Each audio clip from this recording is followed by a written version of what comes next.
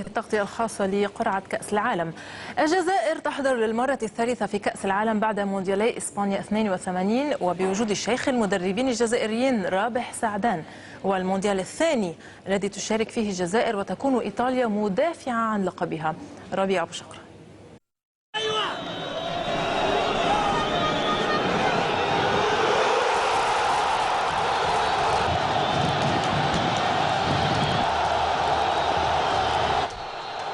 عودة جزائرية إلى كأس العالم بعد 24 عاما من الانتظار. غياب قسري فرضته ظروف سياسية أمنية قبل أن تكتمل العودة في الخرطوم من ملعب أم درمان. عودة قادها المدرب المحنك والخبير رابح سعدان، وهو الاسم الذي ارتبط بالإنجازات التي حققها منتخب الجزائر، وأحد صانعي التأهل الثالث إلى كأس العالم بعد مونديالي إسبانيا 82 ومونديال مكسيكو 86.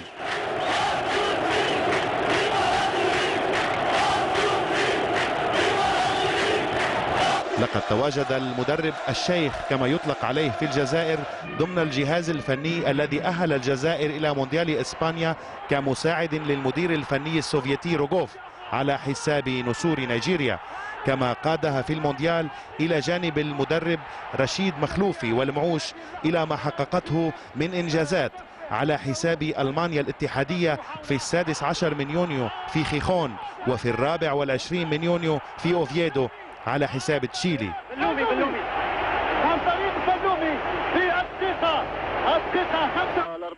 انتصارات للكرة العربية في المونديال صنعها بلومي ومتجر وعصاد ودحلب ولربس ومنصوري وجندوز وفرجاني وجمال زيدان وتاج بن سولة، قبل أن تدخل عصبية اللغة والعرق لترتب الحسابات بنتيجة مشبوهة على حساب الجزائر. 1 2 3 هدف ثالث لشعب بن سولة. ابن 63 عاد مرة أخرى وأهل الجزائر إلى مونديال مكسيكو 86 بقيادة اللاعبين ماجر ومناد، وأزاح المنتخبين الزامبي والتونسي. كان سعدان هذه المرة هو المدرب الرئيس لمنتخب الجزائر التي اكتفت بالتعادل مع إيرلندا الشمالية بهدف لهدف، وخسرت بصعوبة أمام البرازيل ثم بثلاثية أمام إسبانيا. رقم زيدان وماجر ضيع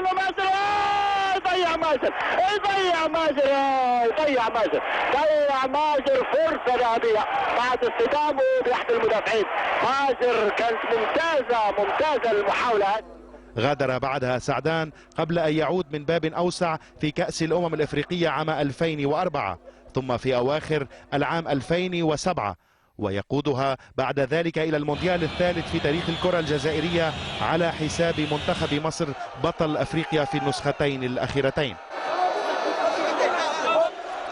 أكثر من 20 عاما من تاريخ الكرة الجزائرية يختصرها ببساطة هذا الرجل. سيكون رابح المدرب العربي الوحيد لمنتخب عربي شاءت النتائج أن يكون وحيدا بين 10 مقاعد ممكنة ذهبت هدرا في القارتين الصفراء والسمراء. ربيع أبو شقرة، العربي.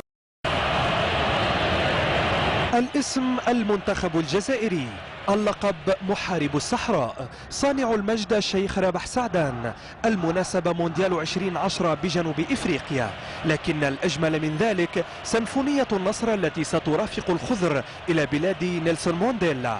1 2 3 فيفا الجيري.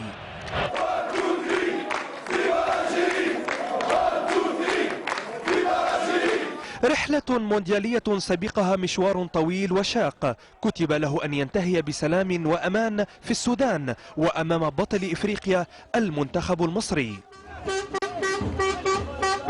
ورغم البداية المتواضعة التي سجلها رفاق والناس الجواوي في كيغالي حين اكتفوا بتعادل سلبي مع رواندا، إلا أنهم أثبتوا في درب شمال إفريقيا ضد أبناء أرض النيل أنهم من طينة كبار القارة بثلاثية تاريخية أعادت إلى الأذهان جيل المحاربين الذهبي.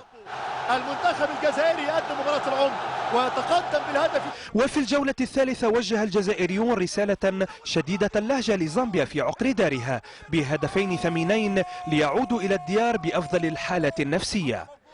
جبور العرضية وفايفي ورفيق سيفي جول، ورفيق سيفي جول. 3 جولات مضت من التصفيات، ظلت أحلام الجماهير تطارد المخضرم رابح سعدان حتى عم الاطمئنان الحذر في القلوب بعد الانتصار بهدف يتيم على زامبيا وبثلاثية على رواندا. إمكانية والعرضية والهدف الثاني، الهدف الثاني للخضر، الهدف الثاني من بحاش. أحكام الجولة الأخيرة أجلت الفرحة الجزائرية على استاد القاهرة معيدة الأمل للفراعنة من بعيد.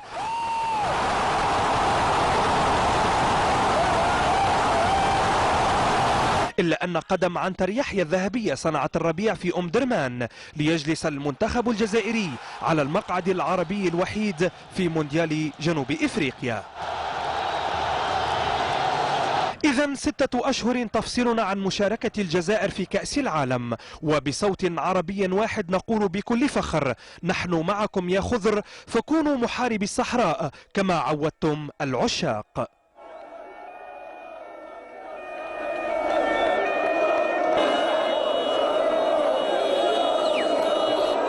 محمد بشير ساسي، العربية.